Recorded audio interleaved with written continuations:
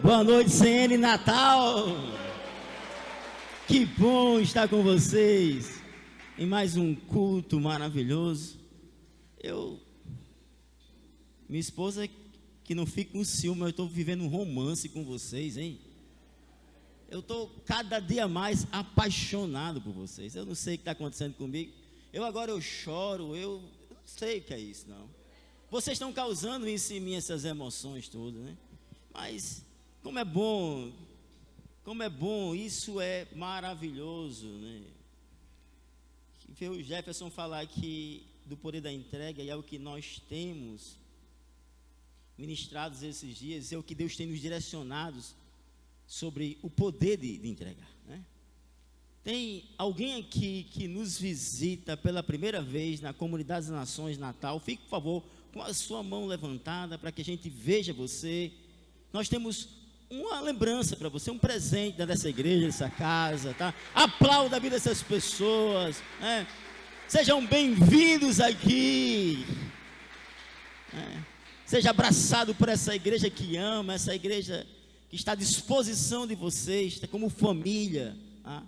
Nós não somos uma igreja, somos uma família. Como das Nações é uma família linda, e cada dia mais o Senhor tem acrescentado no nosso meio, tá?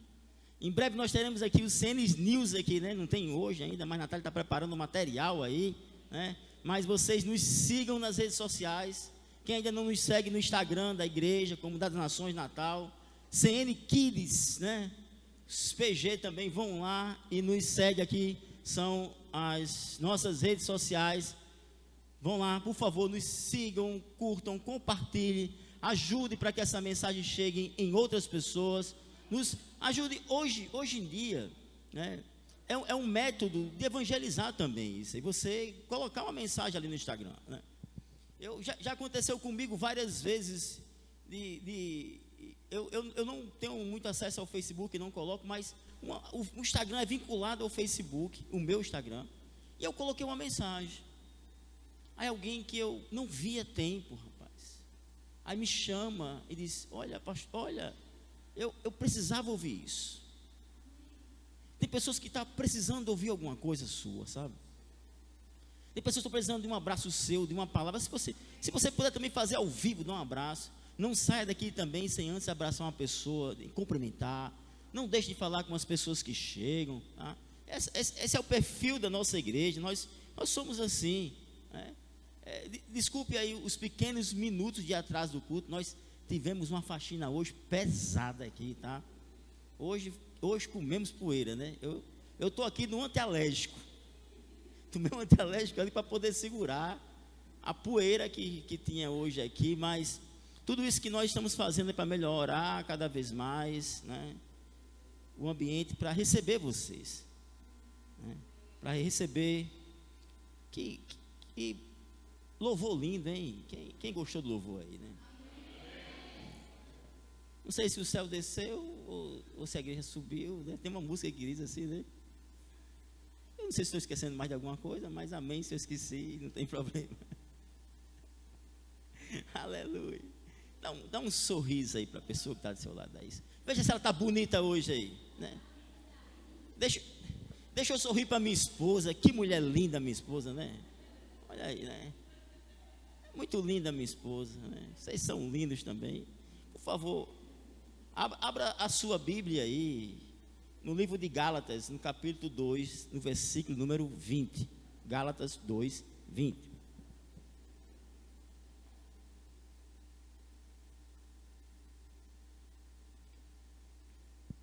Ah, que coisa boa, hein? Uma água gelada. Diz assim, Gálatas 2, 20 diz assim: assim, já não sou eu que vive, mas Cristo é quem vive em mim. E é esta vida que vivo agora, e eu a vivo pela fé no Filho de Deus, que me amou e deu a si mesmo por mim. Eu queria que você repetisse essa última frase: deu a si mesmo por mim. Quem tem convicção disso? Aleluia. Então não abra mão do que foi entregue a você.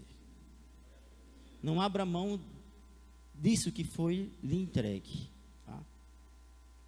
Nós estamos ministrando esses últimos dias, e eu não sei até quando, mas estamos debaixo de orientação de Deus, e estamos falando sobre o poder da entrega. Deus tem nos dado esse título.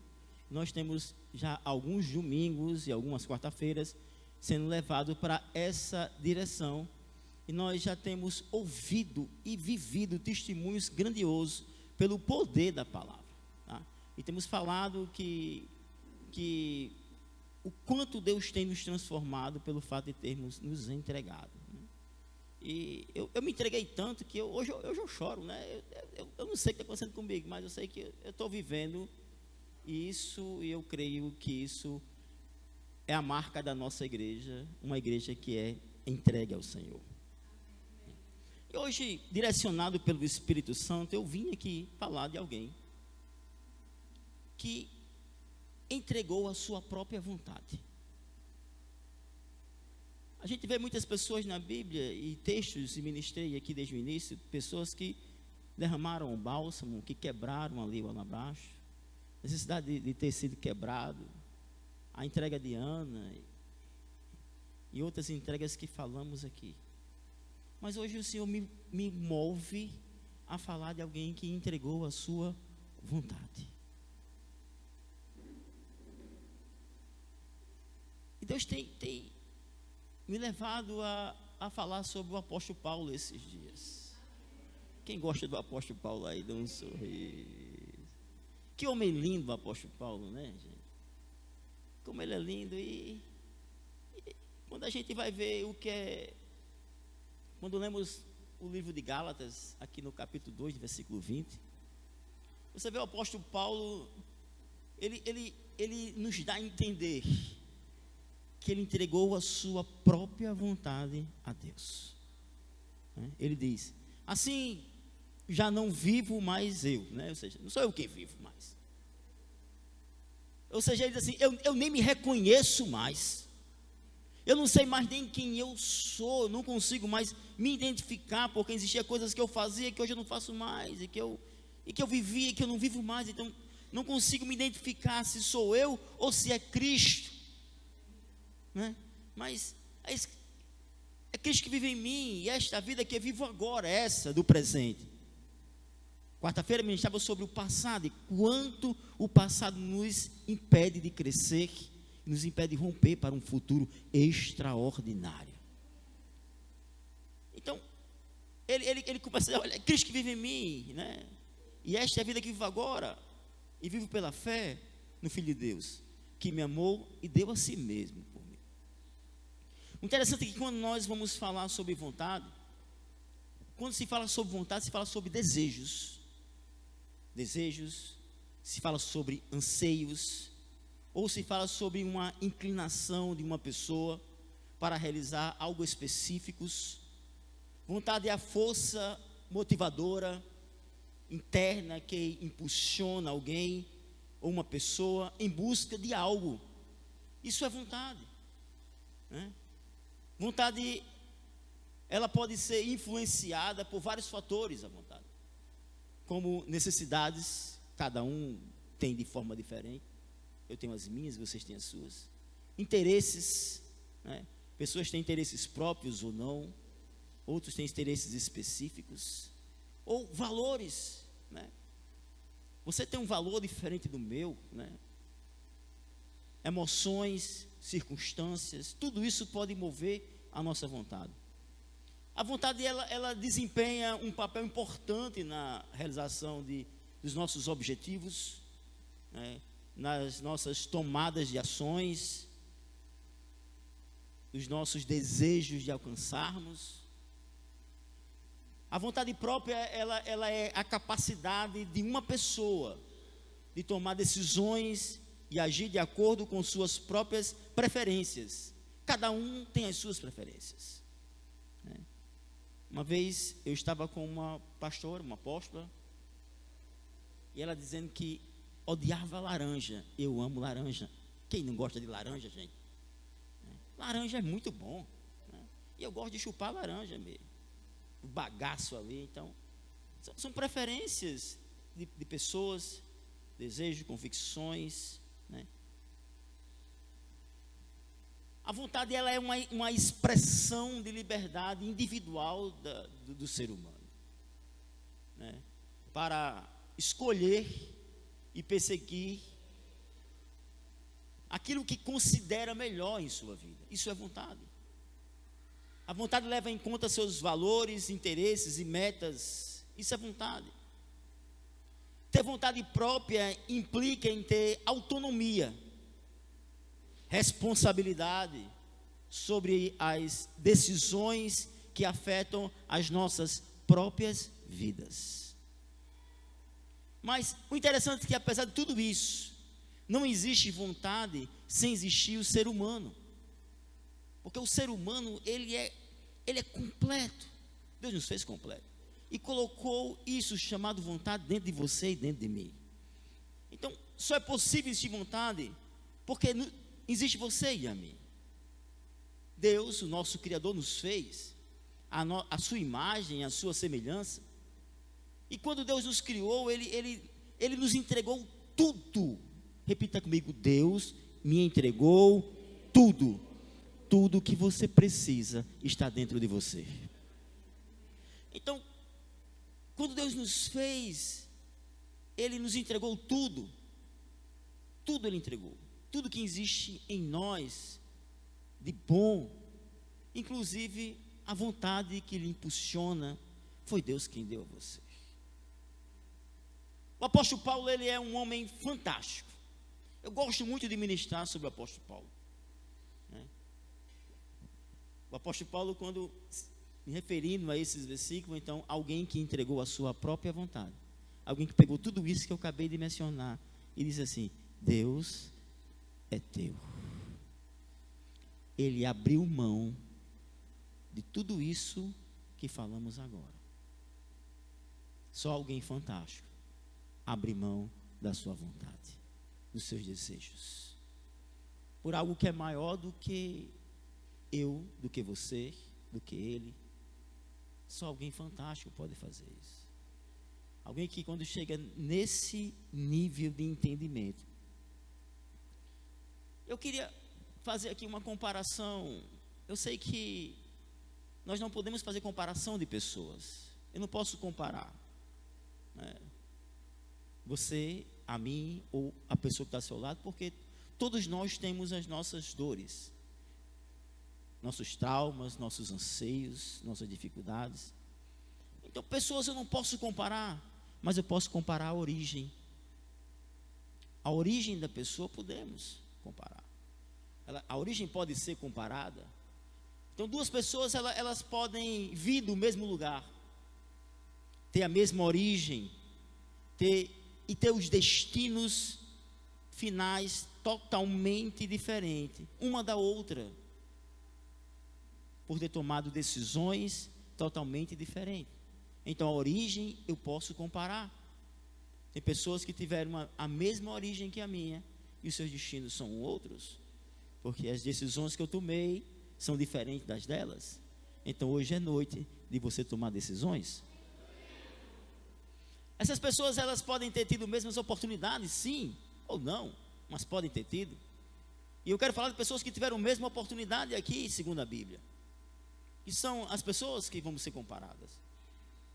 Mas pelo fato de ter visões diferentes de vida, de encarar de forma diferente momentos cruciais uma das outras, diferenciou o destino delas. Então, a forma como eu encaro, como eu vejo as situações, vai mudar o meu destino ou não, vai me tornar ou não, eu vou chegar além ou não daqueles propósitos que Deus separou para a minha vida.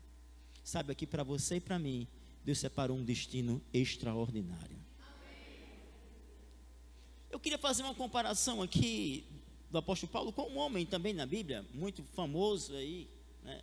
Vocês conhecem a história dele, chamado Nicodemos, né? Vocês não riam, por favor, de Nicodemos. Olha para o teu irmão, por favor, não ria de Nicodemos.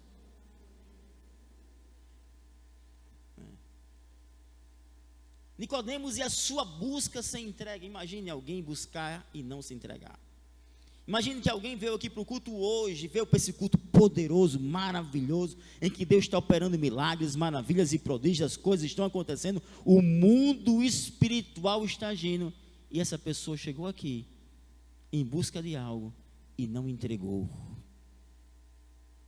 Nicodemos e sua busca sem entrega. Antes de falar de Saulo, que se tornou Paulo, vamos falar um pouco de Nicodemos aqui essa noite. Duas pessoas com a mesma origem, Paulo ou Saulo e Nicodemos, tinham as mesmas origens, tá? São as mesmas origens, porém dois destinos diferentes. As origens podem ser as mesmas, mas as decisões têm que ser diferentes. Paulo era um fariseu, sim. Nicodemos também era um fariseu. Não é isso que a Bíblia diz? Eram dois fariseus. Paulo e Nicodemos têm histórias e papéis diferentes no contexto bíblico. Paulo se tornou um apóstolo dedicado ao Senhor, espalhando o cristianismo, escrevendo epístolas que formam uma parte significativa do Novo Testamento. Paulo é incrível. É isso que a Bíblia diz sobre Paulo. Um homem que foi até o terceiro céu e viu coisas inefáveis que não convém a nós. Quando se fala de Paulo, fala de alguém que implantou igrejas, e hoje você está aqui, pela morte de Cristo e ressurreição, mas porque Deus levantou um homem na terra, que abraçou o seu destino. Abrace o seu destino e mude a sua vida. Destino tem que ser abraçado. Nicodemos, por sua vez, se tornou alguém que, quando a Bíblia vai mencioná-lo, depois do encontro que teve com Jesus, olha o que a Bíblia diz quando vai mencioná-lo, após aquele encontro que ele teve com Jesus: aquele que teve com Jesus à noite. Isso é forte.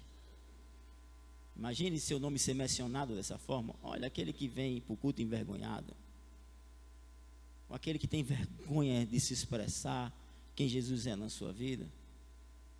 João capítulo 7, versículo 50 ou 51, encontramos Nicodemos aqui, defendendo Jesus. Nicodemos defende Jesus em João 7. Ele defende Jesus, mas ele ainda era um deles. A Bíblia diz que ele era um deles ainda. Não houve mudança sobre ele. Nicodemos, que era um deles, diz a Bíblia, o que de noite fora ter com Jesus, disse-lhe: porventura condena a nossa lei um homem sem primeiro ouvir e ter conhecimento do que ele fez ou faz? Mas ele ainda era um dele. Muito embora estivesse aqui defendendo Jesus em João 7, no meio dos fariseus, mas o destino de Nicodemos havia continuado o mesmo. Não houve mudança. Mais uma vez a Bíblia menciona Nicodemos após o encontro que teve com Jesus, aqui já em João 19, versículo 39, diz assim a Bíblia: e foi também Nicodemos, olha o que diz, aquele que anteriormente dirigia de noite a Jesus, aí diz, levando quase 100 libras de um composto de mirra, João 19, 39, aqui você vê Nicodemos entregando seu dinheiro para preparar o corpo de Jesus para o sepultamento. Você vê aqui Nicodemos entregando aquilo que é material, que é palpável. Aqui você vê Nicodemos dando uma oferta. Aqui você vê Nicodemos entregando aquilo que ele trabalha, que ele consegue. Mas ele foi incapaz de entregar a si mesmo. Havia um limite para a sua entrega. É como se houvesse um parâmetro daquilo que eu posso entregar. A entrega é sem reserva. Não existe reserva para quem se entrega.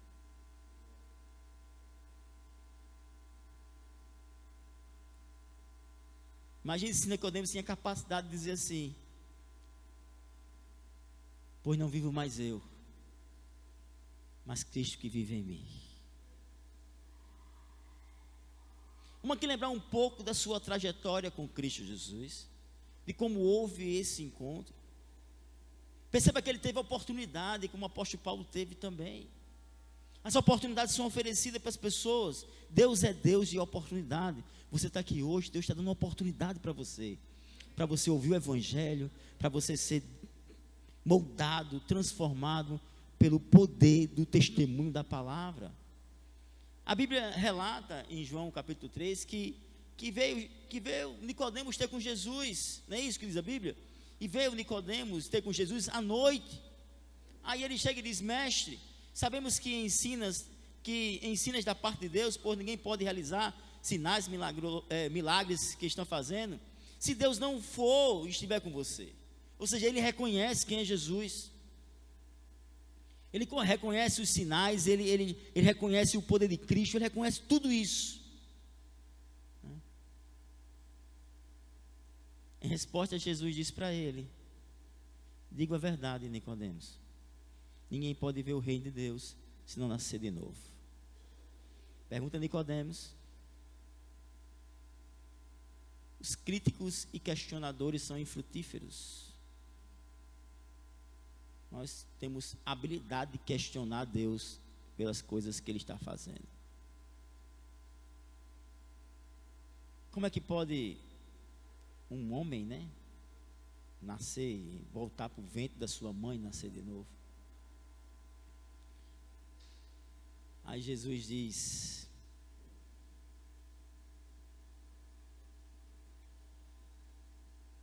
é claro que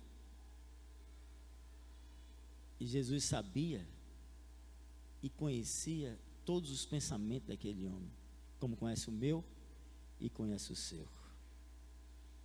Claro que Jesus, quando questiona, ele sabe as respostas. Claro que Jesus sonda o teu coração, sonda as suas intenções, melhor do que você mesmo. Lógico que sim. Jesus, quando ele dá essa declaração para Nicodemos que ninguém pode entrar, depois que ninguém pode ver o reino sem ser de novo, ele está diante de um homem que tem dificuldade de se entregar. Ele está diante de um homem que é limitado, de um homem que está preso às suas raízes, ao fariseísmos, que está preso àquilo que ele vive, os seus costumes, aquilo que é seu dia a dia. É difícil mudar, é complicado mudar, não é fácil. Mas Jesus fala de um novo nascimento para ele, porque Jesus fala da necessidade que ele tem e o que ele precisa fazer. Ele diz: ninguém pode entrar no reino de Deus se não nascer da água e do Espírito. O que nasce da carne é carne, mas o que nasce do Espírito é Espírito. Não se surpreenda, Jesus disse para ele, pelo fato de eu falar isso para você. É necessário que vocês nasçam de novo. Aí Jesus diz algo que o apóstolo Paulo entendeu: o vento sopra onde quer. Você o escuta, mas não pode dizer de onde vem e nem para onde vai. Assim acontece com todos nascidos no Espírito, ou seja, você não tem mais domínio de você. Quando alguém entende isso, pode dizer: não vivo mais eu não me compreendo, eu não sei quem eu sou. Acho que deu um nó na cabeça daquele homem ali e ele foi embora. Tanto que Jesus disse: você é mestre em Israel.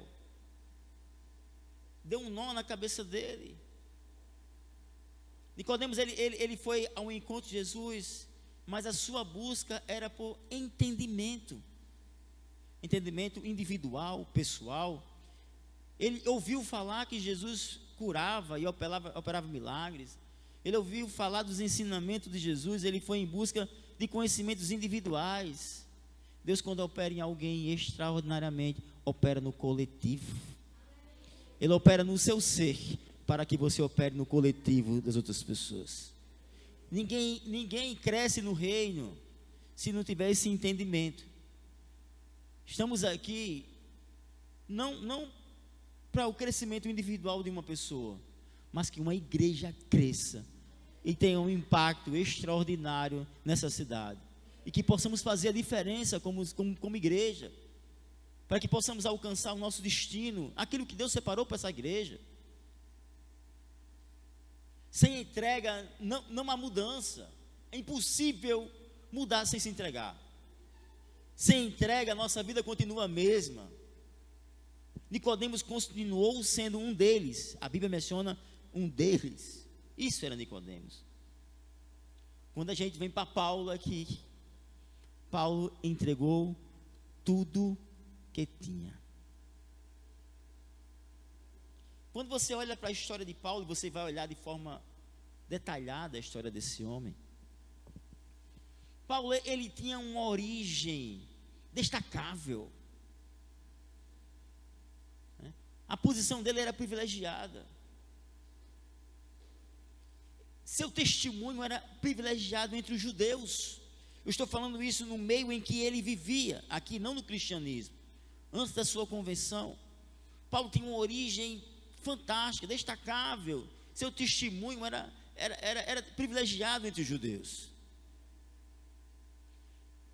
Quando ele menciona sobre ser hebreu, ele diz assim: eu sou hebreu de hebreu. Né? Ele afirma ser hebreu de hebreu. Esta expressão hebreu de hebreu significa que era legitimamente judeu, que não era judeu prosélito, ou seja, alguém que surgiu depois e se considerou depois de adulto. Não, ele era judeu de origem, hebreu de hebreu, né? Ele não foi alguém que recebeu circuncisão depois de adulto, e sim quando criança. Quando você pega a origem de Paulo, Paulo era da tribo de Benjamim. Benjamim foi o único filho de Jacó que nasceu na terra prometida. Essa tribo, a tribo de Benjamim, que o apóstolo Paulo era dela, também foi a única tribo que se manteve leal à dinastia de Davi, na divisão dos reinos. Veja de onde Paulo vem e olha o que ele abre mão. A tribo de Benjamim era notável, eles eram guerreiros extraordinários. Quando Israel ele saía para enfrentar a batalha, a formação militar era formada de arco. E a tribo de Benjamim era a tribo que ia na frente. Os arqueiros eram capazes de acertar longas distâncias, fio de cabelo. Essa é a origem do apóstolo Paulo. É isso que ele abre mão. Imagine se ele não tinha vaidade sobre isso. Imagina a vaidade desse homem. Paulo ele afirma que era fariseu, como Nicodemos também era. Homens interessados, os fariseus eram homens interessados em ser os melhores judeus que pudessem ser. Eram zelosos. Isso eram os fariseus. No mundo imbuído de valores, estratégias terríveis, eles não abriam mão dos seus valores. Os fariseus eram judeus apaixonados. Se havia alguém apaixonado pelo judaísmo, eram os fariseístas. Eram esses homens. Eles lutavam para manter a história do povo, para manter o Deus inconfundível, né? O Deus de Moisés. Porém que com o tempo essa identidade se tornou externa e não interna. O grupo da qual Paulo fazia parte, ou Saulo ainda aqui, começa desafiando com arrogância, por uma mente grega. Eles começam a usar o trono de Deus para desafiar a civilização romana ali naquela época. Aí entra Jesus em cena. Se tivesse o maestro aqui, dizer: maestro, música de Jesus entrando em cena. Aí entra Jesus em cena. Quando Jesus entra em cena, entrou Jesus em cena. Acabou. acabou todo o conhecimento, acabou toda a posição social, acaba tudo o que era, acaba tudo, porque agora é só Jesus. A sede pelo Evangelho, a sede por Cristo é algo muito maior. Aí agora entrou Jesus em cena. E quando entra Jesus em cena, esses homens, os fariseus, eles esquecem do trono de Deus e se preocupam mais com o assento de Moisés. Eles tiram a atenção da majestade de Deus e começam a colocar nas linhas da lei toda a consequência sobre a humanidade. Quando a gente fala de Paulo, eu estou falando tudo isso para que vocês entendam que Paulo abriu mão. Paulo, ele tinha formação grega. O homem era judeu, hebreu de hebreu, mas tinha formação grega. Paulo, ele cresce numa cidade grega chamada Tarso. Paulo, ele tinha o melhor da cultura grega da época, chamada helênica. Paulo era cidadão romano. Ele tinha status de oficial militar romano. Isso era Paulo. Paulo, ele tinha credenciais para perseguir, matar os cristãos, acusando de crimes políticos contra Roma. Seguidores de um rei falsos, de uma civilização chamada César. Quando os crentes, os cristãos, eles negavam a divindade de César e confessavam que Jesus é o Senhor, eles eram perseguidos e mortos. Paulo era o melhor que se tinha da tradição judaica, da sua filosofia grega, do direito romano. Isso era o apóstolo Paulo, quando ele era Saulo. Paulo falava hebraico, aramaico, grego popular, erudito e latim. Ele era o cara, como diz a música de Roberto Carlos aí, né? Alguém preparadíssimo. Mas eu quero entrar agora no tema, que é quando entra Jesus em cena. Essa é a parte que eu mais gosto da história. Quem não gosta de quando entra Jesus na sua vida? Quando Jesus entra na tua vida, olha, se prepare, porque às vezes vira uma bagunça, mas essa bagunça é para organizar todas as coisas, né? Às vezes você vê tudo bagunçado. Eu vou bagunçar tudo agora na sua casa. Mas eu vou bagunçar porque eu quero perfeito, né?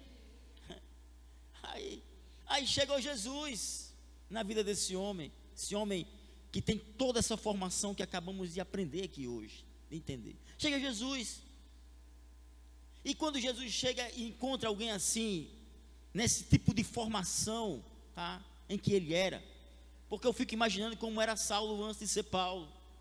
Imagine alguém que diz assim: eu sou hebreu de hebreu, né? Já chega dizendo: eu falo hebraico, aramaico, eu tenho formação helênica, eu sou isso. Imagina a formação desse homem, quem era? Imagina esse homem quando caminhava e ele chegava. Quem era esse homem? Imagina o nível de status de suas posições que era o Saulo.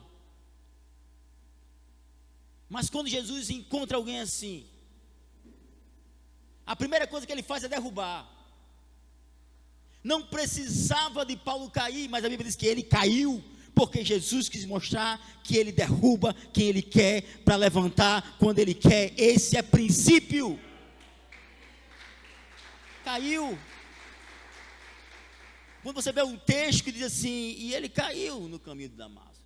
Literalmente ele caiu. Jesus, ele não apenas derruba ao chão o homem, o Saulo, mas naquele momento ali, tudo caiu ali, tudo cai. Naquele momento tudo foi entregue. todas essas coisas que ele era, já não tinha mais sentido para ele. Imagine tudo que ele aprendeu ali, naquele momento, ali no caminho de Damasco, ele encontra com Jesus, e é aquela voz de Saulo, Saulo, por que me persegue? Dura para ti lutar contra aguilhões. Imagine aquele momento na vida desse homem que tinha todo esse conhecimento, que tinha tudo isso ali, tudo caiu por terra. Ele caiu literalmente, de todas as formas. Tudo foi entregue, todas essas coisas que ele era já não tinha mais sentido. Imagine ele pensando, meu Deus, tudo que eu estudei, as horas de dedicação dos meus estudos, das minhas, tudo, não tem mais sentido as coisas. E às vezes nós ficamos confusos realmente. Jesus o encontra. Jesus foi até o encontro dele ali. Tem pessoas que Jesus vai ao encontro. Nicodemos foi ao encontro de Jesus.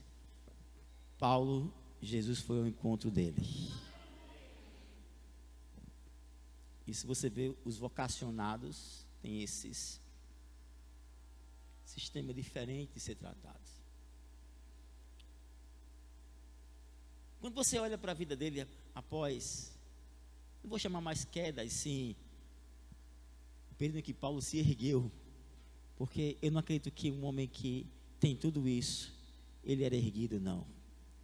Um homem só está erguido quando Deus o ergue. Paulo era tão fantástico, que Paulo realizou em 3 dias, repita comigo, 3 dias. Isso é fantástico, 3 dias. 3 dias é poderoso. Deus pode fazer coisas grandiosas com você em 3 dias? Quem acredita que Deus pode fazer coisas grandiosas em 3 dias? Sua vida pode mudar em 3 dias. Uma chave pode mudar em 3 dias. Paulo em 3 dias, gente, 3 dias. O que muitos discípulos passaram 3 anos para aprender, Paulo fez em 3 dias. Que homem incrível. 3 dias. Em 3 dias, Paulo aprendeu a orar, jejuar. Paulo teve visões espirituais em 3 dias. Foi cheio do Espírito Santo e foi batizado em 3 dias. 3 dias. Paulo se torna uma das maiores expressões do cristianismo em todos os tempos. Simplesmente o que algumas pessoas chamam o leão dos apóstolos. Paulo ele foi capaz de entender a graça. E ao entender, ele apresenta para a igreja de uma forma única, como ninguém apresentou, afirmando ser o maior entre os pecadores e o menor entre os santos. Paulo ele era um pregador incomum, um teólogo como ninguém. Depois daquele encontro com Jesus, Paulo foi o maior implantador de igreja.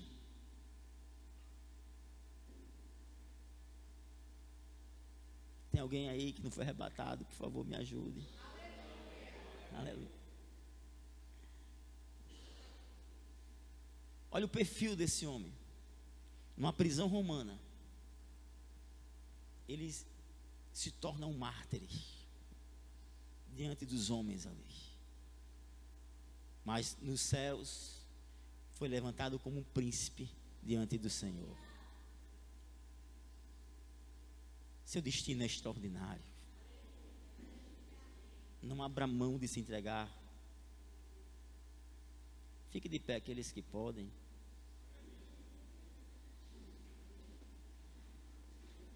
Aleluia. Eu vim aqui para dizer algo para você.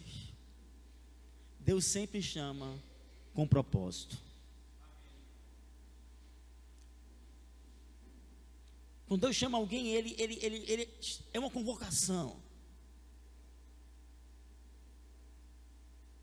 Deus te chamou para dar um direcionamento em sua vida.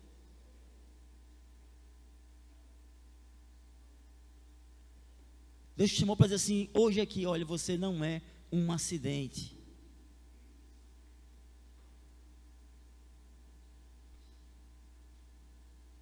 Você tem um destino lindo, separado por Deus para você.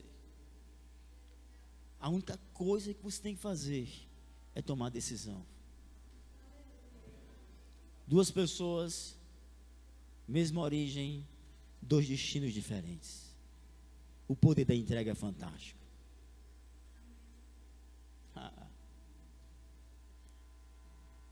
Eu quero dizer uma coisa que você está sentindo aí, sabe? Porque se você quer fugir daqui, é porque você tem um chamado. Sabia disso? Quem tem chamado, ele quer fugir. Ele quer fugir por causa dos pesos das responsabilidades. Ele não se acha digno, tem medo do fracasso.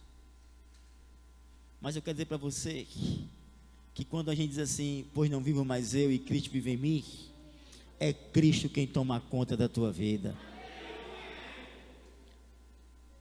Somos homens limitados, temos nossas limitações,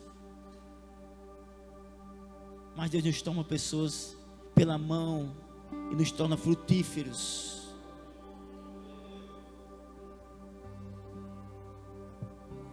Tem coisa acontecendo agora aí na tua vida. Deixa eu dizer uma coisa só para você, olha. Paulo, antes da queda, ele era um líder fujão. Sabe por que ele era fujão? Porque Jesus, quando o encontra ali em Damasco, quis dizer que ele era um touro indomável. Porque aguilhões é um ferro que se usa para domar touro. Aí dura para ti lutar contra aguilhões.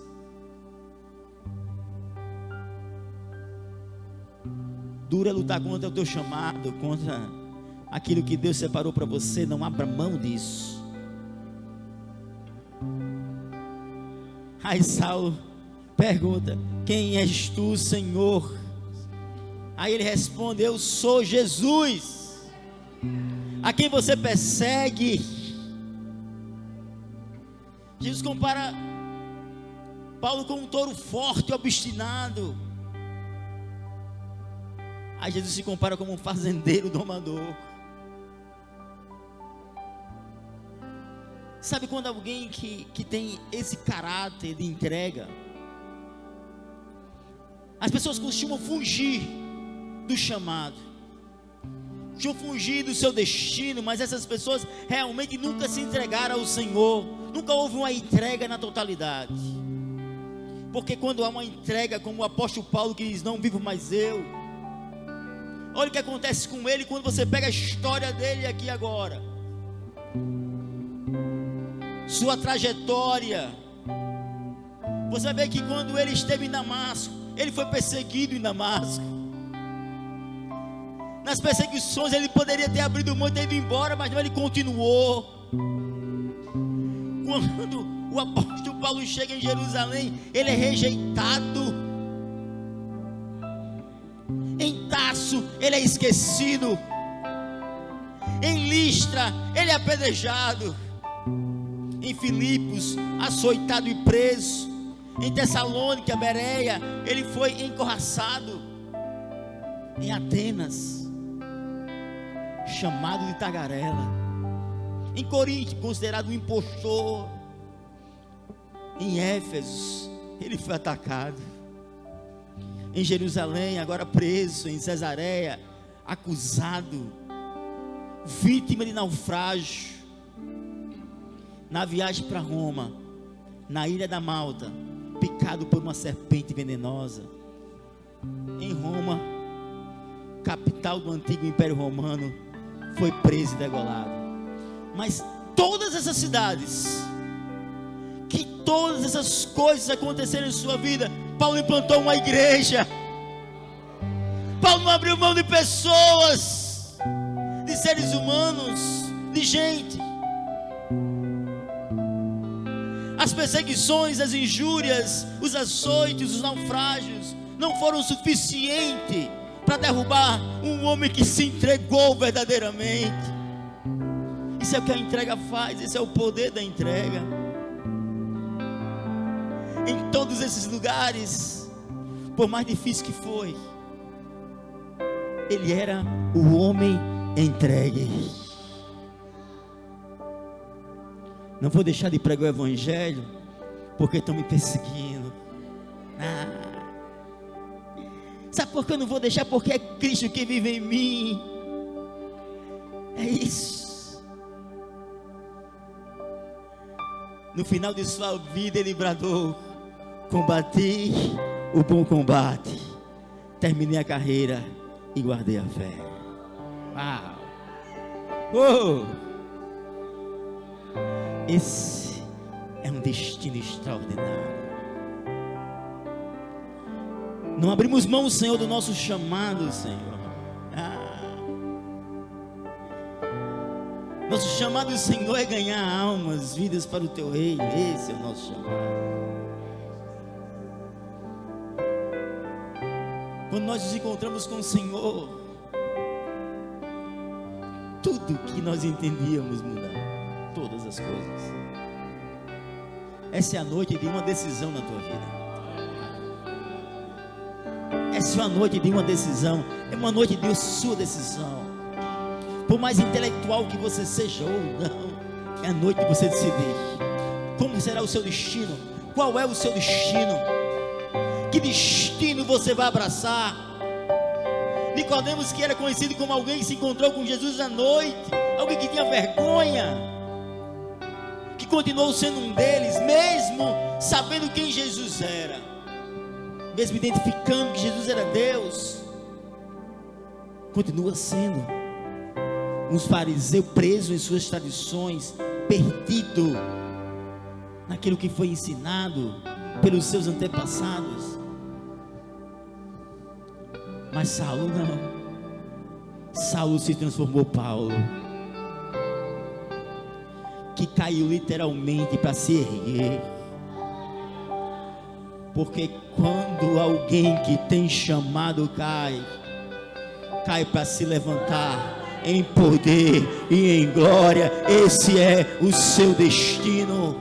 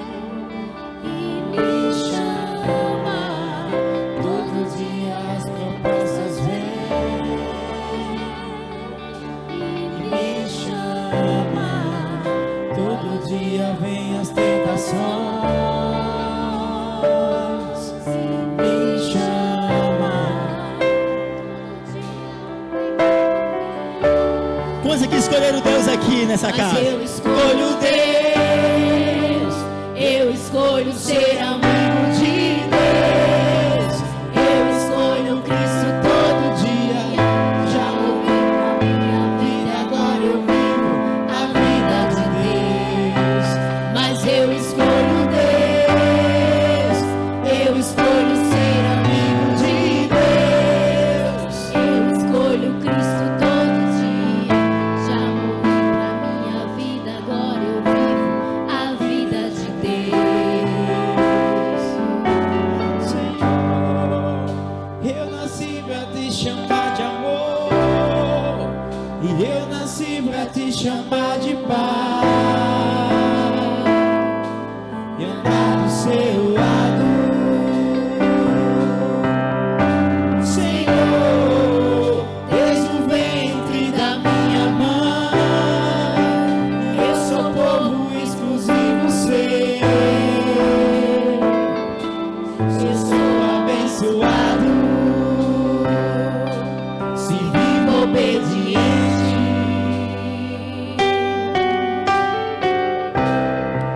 nessa noite. Todo dia o pecado vem E me chama, todo dia vem as tentações. Me chama, todos os dias as propostas vêm. E me chama, todo dia o pecado vem. Mas eu escolho Deus, eu escolho ser amigo de Deus, eu escolho Cristo todo dia.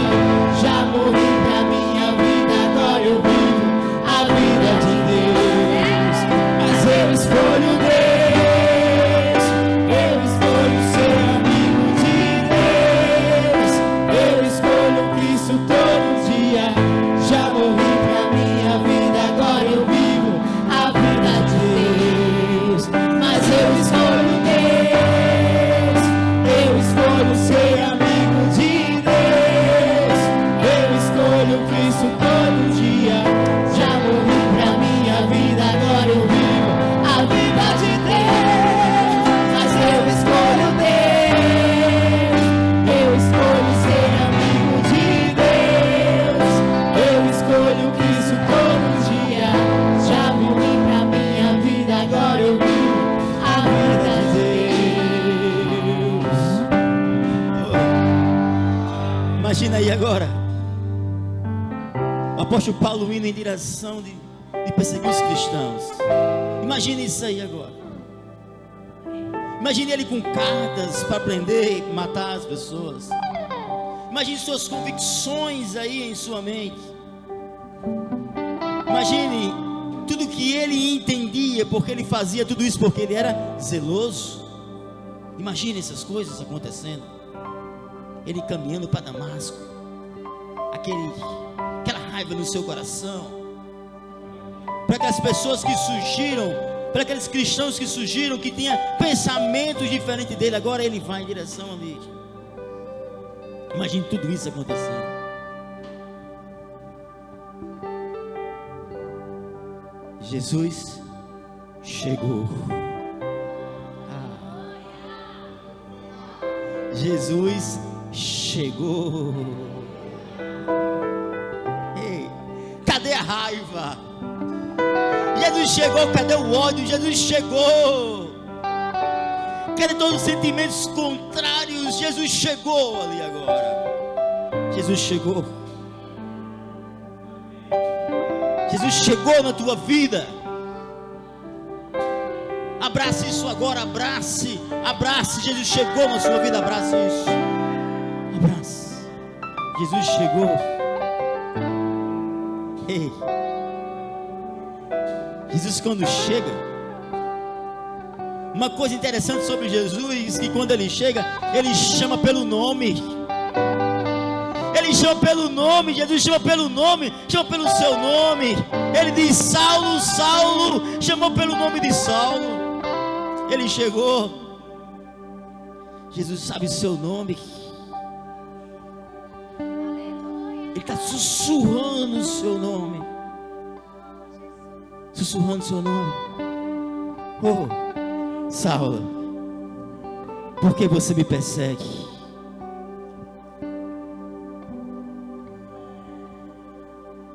Jesus, quando chega na vida de alguém,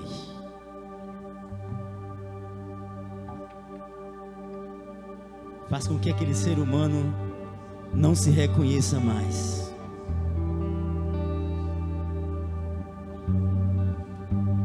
Abrimos mão de tudo que nós somos por algo que é maior do que nós. Jesus. Jesus. Só que uma coisa interessante sobre Jesus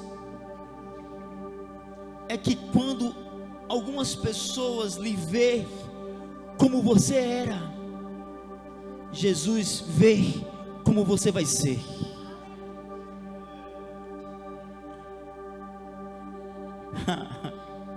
Que Jesus lindo é esse, hein? Quem é que acha Jesus lindo aí? Sou eu que acho, é. Quando Jesus, ele vê você no seu futuro, Deus está vendo o seu futuro. Deus está vendo o seu futuro, Deus está vendo o seu futuro. O seu futuro, Deus está vendo o seu futuro. É isso, Deus está vendo o seu futuro extraordinário. Aí ele chega. Só que os outros ainda vê você como você era. Ananias, vai para uma casa tal, uma rua tal. Vai lá e ora por um homem chamado Saulo.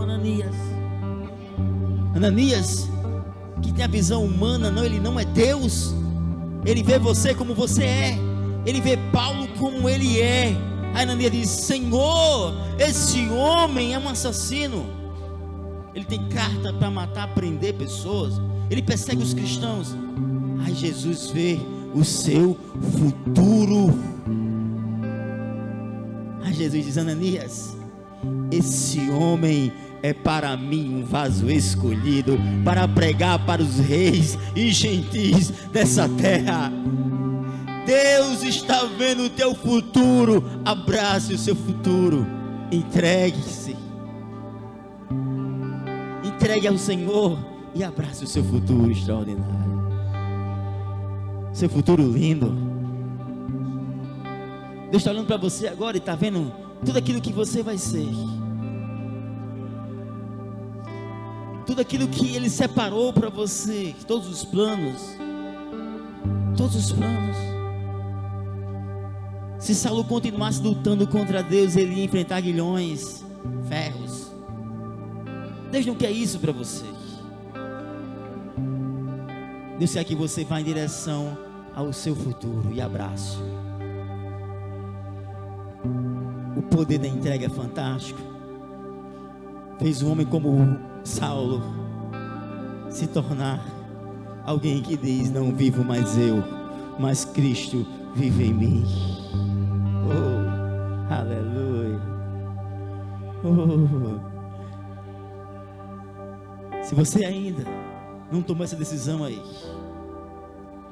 quiser se entregar ao Senhor, vem aqui à frente que nós vamos orar por você.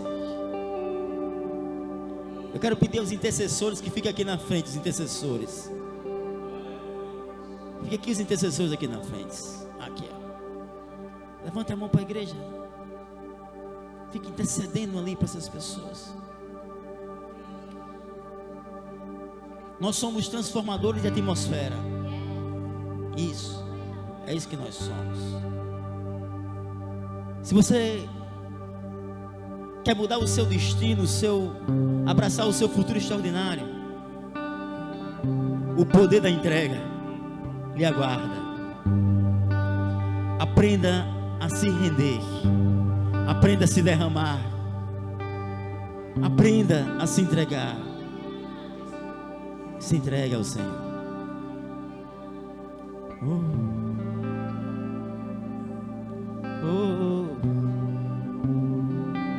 Se entregue. Quando tudo diz que não, a tua voz me encoraja a prosseguir.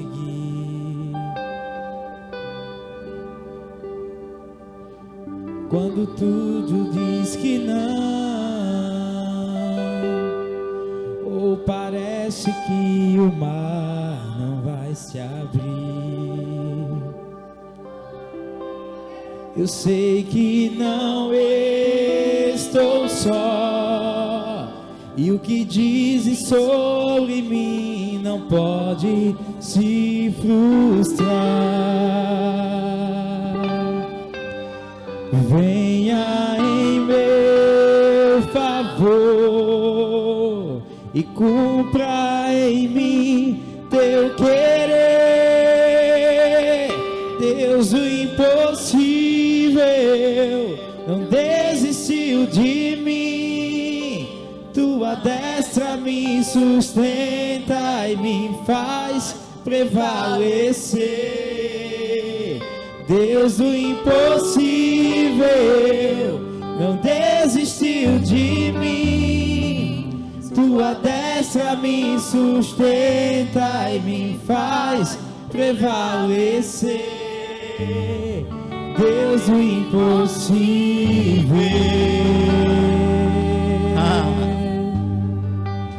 Esse é o Deus que nós cremos.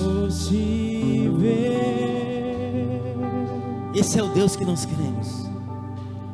Deus do impossível. Aí esse é Deus do impossível. Aí o meu papel é esse aqui, ó.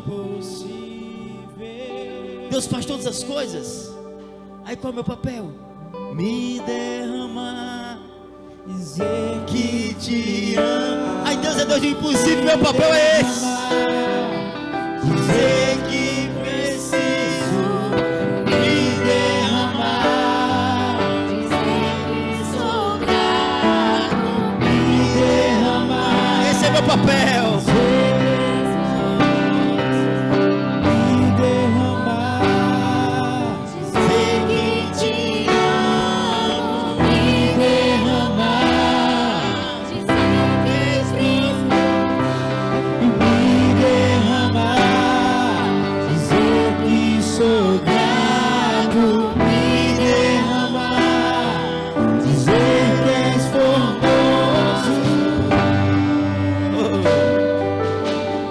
Para isso, Senhor,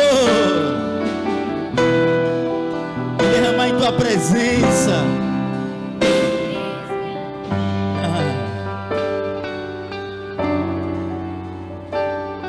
Me coloque em teus braços, Senhor. Guia-me nas veredas da vida.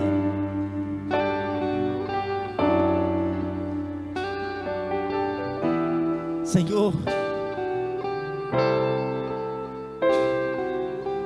tem destinos aqui, Senhor, que estão sendo direcionados.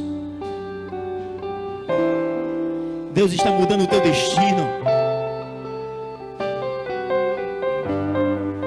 Existe um apontamento de Deus sobre a sua vida.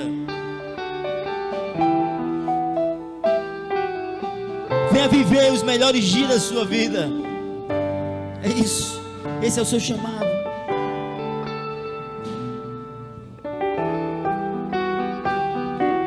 Quando tudo isso acontece dentro de nós, essa entrega totalitária, aí eu não canso de dizer que eu vim me derramar.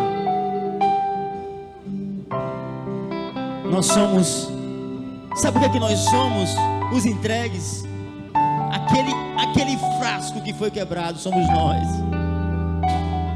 Porque quando nós somos assim, a Bíblia diz que o perfume enche toda a casa, todo o ambiente ficou cheiroso,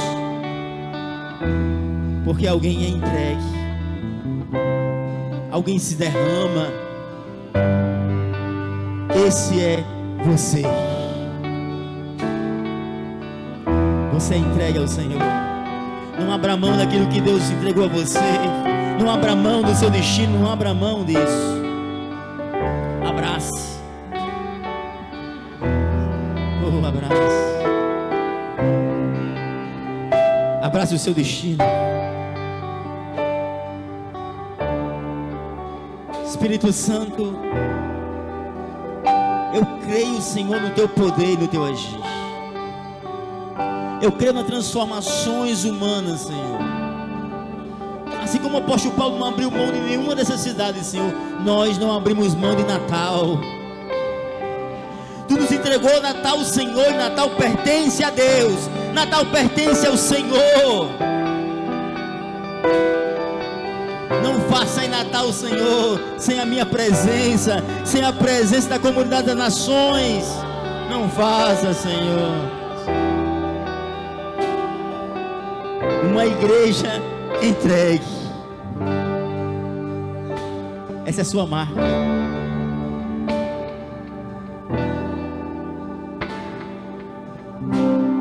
Tudo aquilo que prendia você caia por terra.